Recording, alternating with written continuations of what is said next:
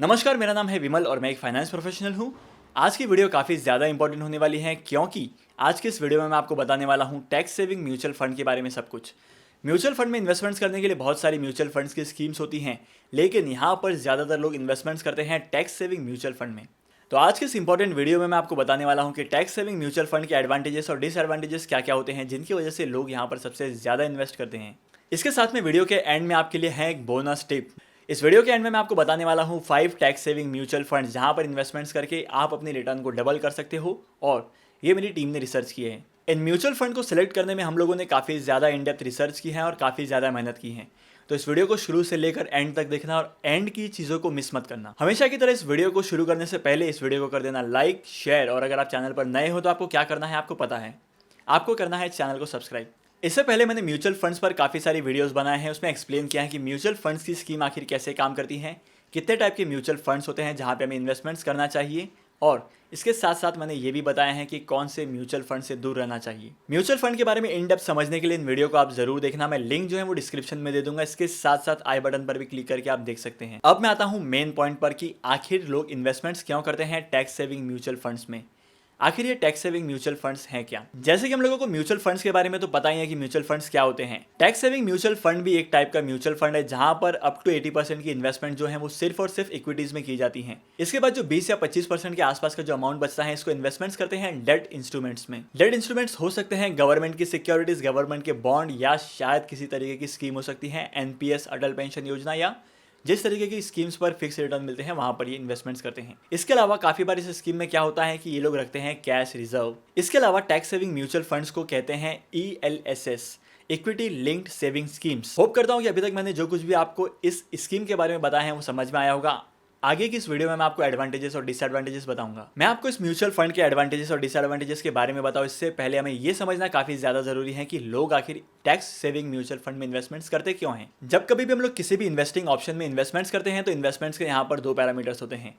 सबसे पहला पर्पज होता है कि वेल्थ क्रिएट करना है, और दूसरा पर्पज होता है कि टैक्स सेविंग करनी है। अगर आप अपनी इन्वेस्टमेंट्स पर काफी अच्छा खासा वेल्थ क्रिएट कर रहे हैं तो ये आपके लिए काफी फायदे की बात है। इसके साथ साथ अगर आपके टैक्स में भी सेविंग्स हो जाती हैं तो यहाँ पर आपकी अच्छी खासी अर्निंग हो जाती है, आपके अच्छे खासे पैसे बच जाते हैं। टैक्स सेविंग म्यूचुअल फंड में इन्वेस्टमेंट्स करने का सबसे बड़ा रीजन और सबसे मेन रीजन ये है कि यहाँ पर हमारी वेल्थ क्रिएट होती है और उसके साथ साथ टैक्स भी सेव होता है, हमें टैक्स में काफ़ी ज़्यादा रिबेट मिलता है। इस म्यूचुअल फंड से कितनी सेविंग होती है और आपका कितना पैसा बचता है इसके बारे में मैं बताऊंगा जब इसकी बात आएगी। इसके अलावा इस म्यूचुअल फंड की एक और खास बात कि ये प्रोफेशनली मैनेज म्यूचुअल फंड है। इस म्यूचुअल फंड को मैनेज करने के लिए काफ़ी सारे प्रोफेशनल्स होते हैं। फंड मैनेजर होता है जो एक्टिवली इस म्यूचुअल फंड की स्कीम को मैनेज करता है, तो यहाँ पर इसकी वजह से हमारा काफ़ी ज़्यादा फायदा हो जाता है। अब मैं आपको बता देता हूँ एडवांटेजेस के बारे में। जैसे कि मैंने आपको बताया कि इसमें 80% तक की इन्वेस्टमेंट जो होती है वो इक्विटीज में होती है। इक्विटीज में इन्वेस्टमेंट्स करने का मतलब ये होता है कि आपकी इन्वेस्टमेंट्स 100% ग्रो करने वाली है, और यहाँ पर आपको डाइवर्सिफिकेशन का ऑप्शन भी मिल जाता है क्योंकि जो फंड मैनेजर है वो 80% में बहुत सारी इंडस्ट्रीज में, बहुत सारे शेयर्स में इन्वेस्टमेंट्स करेगा।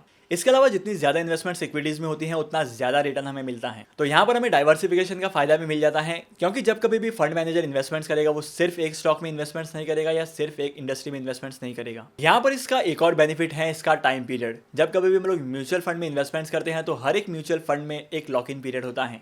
ये लॉक इन पीरियड 3 साल का होता है, और इस म्यूचुअल फंड में भी ये लॉक इन पीरियड है जो कि 3 साल का है। 3 साल के बाद हम अपनी फंड्स को विड्रॉ कर सकते हैं और इसके बाद हम लोग अपनी इन्वेस्टमेंट्स पे अच्छे खासे रिटर्न जो है वो कमा सकते हैं। इसकी वजह से इसमें इन्वेस्टमेंट्स करना काफी कन्वीनियंट हो जाता है। यहाँ पर बहुत सारे इन्वेस्टमेंट करने के ऑप्शन होते हैं, बहुत सारी म्यूचुअल फंड की स्कीम्स होती हैं, और यहाँ पर हम लोग इन्वेस्टमेंट्स कर सकते हैं लमसम और SIP भी कर सकते हैं। जैसे कि मैंने वीडियो के स्टार्टिंग में बताया था, इस म्यूचुअल फंड में 80% तक की इन्वेस्टमेंट्स इक्विटीज में होती हैं और इसके बाद डेट इंस्ट्रूमेंट्स में होती हैं, और इसके साथ साथ थोड़ा सा कैश रिजर्व भी रखते हैं। तो यहाँ पर अगर मैं सिर्फ और सिर्फ रिटर्न की बात करूँ तो यहाँ पे अच्छे खासे डाइवर्सिफिकेशन होने की वजह से यहाँ पर आपके काफी अच्छे खासे रिटर्न जनरेट होते हैं। यहाँ पर इन्वेस्टमेंट्स करके आप अपनी इन्वेस्टमेंट्स पे ज्यादा से ज्यादा रिटर्न्स कमा सकते हैं as compare to any other option और as compare to stocks. Last but not the least, जैसे कि मैंने आपको बताया है कि यहाँ पर आपको टैक्स बेनिफिट्स मिलते हैं।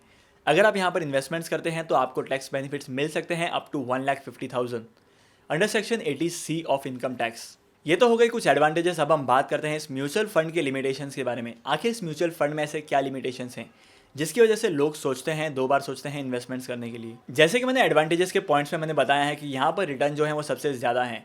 जहाँ पर रिटर्न सबसे ज़्यादा होता है वहाँ पर रिस्क थोड़ा सा होता ही है, और ऐसा कहूँ कि रिस्क यहाँ पर थोड़ा सा ज़्यादा है। दूसरी बात, यहाँ पर आपको लिक्विडिटी जो है वो भी लिमिटेड अमाउंट में मिलती है। आप अपने फंड्स को विड्रॉ नहीं कर सकते हैं 3 साल के अंदर अंदर।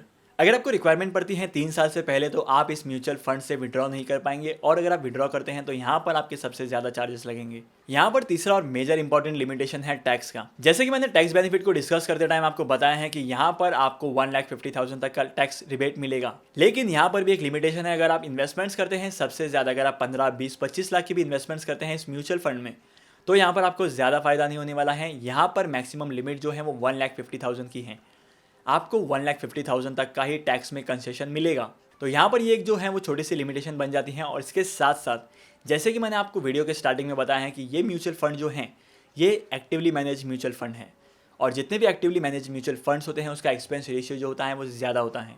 इन म्यूचुअल फंड का एक्सपेंस रेशियो 1.5 से लेकर 3% तक भी हो सकता है। अभी तक आपको ये तो पता चल गया होगा कि टैक्स सेविंग म्यूचुअल फंड में इन्वेस्टमेंट्स करते टाइम कौन कौन से पैरामीटर्स को, कौन कौन से फैक्टर्स को ध्यान में रखना चाहिए। अब मैं आपको बताता हूँ उन टॉप 5 म्यूचुअल फंड्स के बारे में, उन top 5 tax saving mutual fund के बारे में जहां पर हम लोगों की टीम ने रिसर्च की है। इसके साथ साथ ये इन्वेस्टमेंट्स के ऑप्शन काफ़ी सही हैं, यहाँ पर आप इन्वेस्टमेंट्स करके काफ़ी अच्छे रिटर्न्स कमा सकते हो, इसके साथ साथ टैक्स की सेविंग भी कर सकते हो। यहाँ पर सबसे पहला म्यूचुअल फंड है एक्सिस लॉन्ग टर्म इक्विटी, दूसरा है मिराई असेट टैक्स सेवर, तीसरा है Invesco India plan, fourth one is DSP tax saver mutual fund, fifth number पे आता है ICICI Prudential long term, six number पे है टाटा इंडिया, और इसके साथ साथ एक और है Nippon tax saving fund. Hope करता हूँ कि म्यूचुअल फंड्स को आपने नोट कर लिया होगा, और इन्वेस्टमेंट्स करने से पहले आप खुद भी चेक करेंगे कि इसमें रिटर्न्स कितने मिलते हैं। मैं ऐसा बिल्कुल भी नहीं कहता कि आपको सिर्फ और सिर्फ इन्हीं म्यूचुअल फंड में इन्वेस्टमेंट्स करना चाहिए।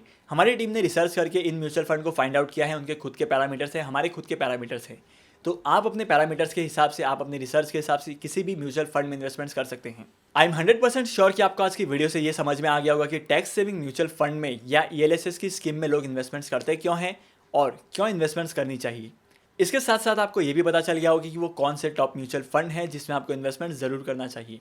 तो आज की वीडियो को यहीं पर ख़त्म करते हैं, और अगर आपको आज का वीडियो अच्छा लगा है, अगर क्या हुआ डेफिनेटली आपको आज का वीडियो अच्छा लगा है तो आज की वीडियो को लाइक करो, शेयर करो। इसके साथ साथ अगर आप इस चैनल पर नए हो तो इस चैनल को सब्सक्राइब करो। स्टॉक मार्केट में इन्वेस्टमेंट्स करने के लिए डीमैट अकाउंट होना बहुत ज़्यादा ज़रूरी है, और अगर आपके पास अभी तक डीमैट अकाउंट नहीं है तो आप हमारे रेफरेंस से डीमैट अकाउंट ओपन कर सकते हैं। आपको लिंक जो है वो डिस्क्रिप्शन में मिल जाएगा, और अगर आप हमारे रेफरेंस से डीमैट अकाउंट ओपन करते हैं तो हमारी जो टीम है आपको हेल्प करती है इन्वेस्टमेंट्स के रिगार्डिंग एडवाइस करने में।